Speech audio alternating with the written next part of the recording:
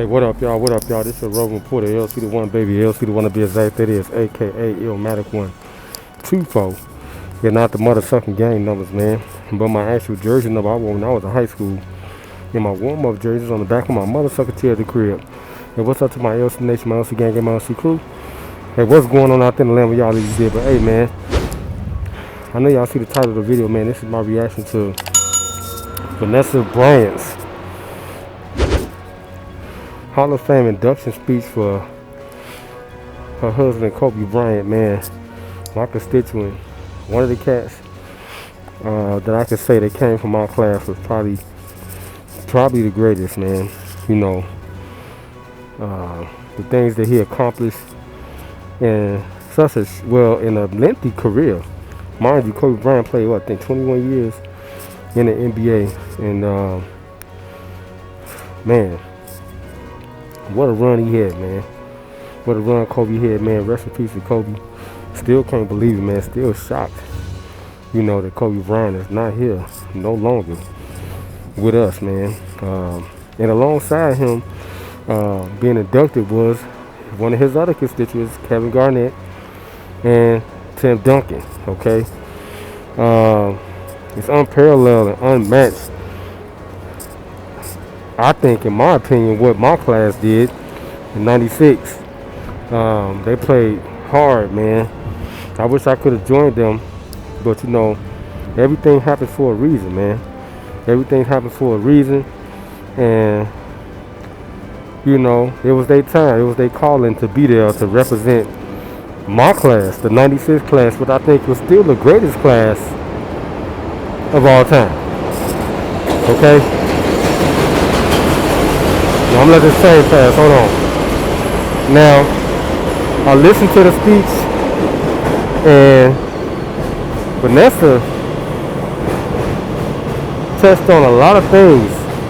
She went on to talk about his accolades. I got a list right here of everything she was talking about. And she was just saying, like, if Kobe was here, and if he was seeing him being honored like that, he probably would be like, man, oh, ain't this some shit? You know, excuse the language. But let me tell y'all a little things about what she was talking about before the train comes. She was saying he played that last year on a Achilles heel, and we know how it turned out. Everybody know how it turned out. Kobe got injured, and he walked off the court, man. The last two free throws, and he scored 60 points, man. Incredible. All right. Now she was saying that his accolades, man. You know, he had a list of things: 18 times All-Star, 5 times Times Life Man of the Year award thing. What else? 5 NBA titles. Okay. She said Kobe, he admired Michael Jordan. That's why he played so hard. We all did, man. And she said when he broke his finger, that whole last year, well, that wasn't that year, but it was one of those years when he broke his finger. I didn't know this, that he played the whole entire season left-handed. You know, he taught himself how to play left-handed. And that's incredible. That's hard to do, especially if you know, naturally born a right-handed player. That's kind of hard to do. But she was talking about that in the speech. And then also she was talking about how he admired Michael Jordan. Like I was saying, we all did. You know, we came up in that era watching Mike. And that's what inspired a lot of us to do what we do now. You know, start businesses, own things, you know, become entrepreneurs. And not just that, you know, strong black men, because that's what Michael Jordan represented. You know, if you was here to see it, you know, he had a lot of class, him and Scottie Pippen. You know, when they came to the forum or any type of anything that had anything to do with a public speaking event, you seen their decorum, their business decorum, and that's what I caught on to, because I never seen it like that, and that's what groomed me. Watch him MJ, you know, we all did. But she said the reason why he played so hard and he would play through injuries Yeah, because when he seen Mike play, like we seen Mike play, he battled through it. And, you know, he always performed and showed up for the crowd. And Kobe was like, man, look, that's what I do. You know, people work hard, they spend their money to come see you. They want to see you out there performing. They don't want to see you doing no load management. My class, we didn't do nothing like that. You know, I can't speak about LeBron now, you know, they younger. But that was non-existent when we played ball like that. You know, you get hurt, you just play through it, you know. I played with two. I had one of my best games, I think I told y'all, one of my best games I ever played. I had both my ankles were sprained. And I'm talking about I had knots on both of my ankles. And I still came out, I had like, what, 18, 19 points, something like that. It was at DuSable. Yeah, we played against DuSable. And I was lighting them up, man. I was just 3 after 3 on fire. But yeah, that's what she was talking about. She said, you know, just seeing him, man, that made him play harder and, you know, just try to be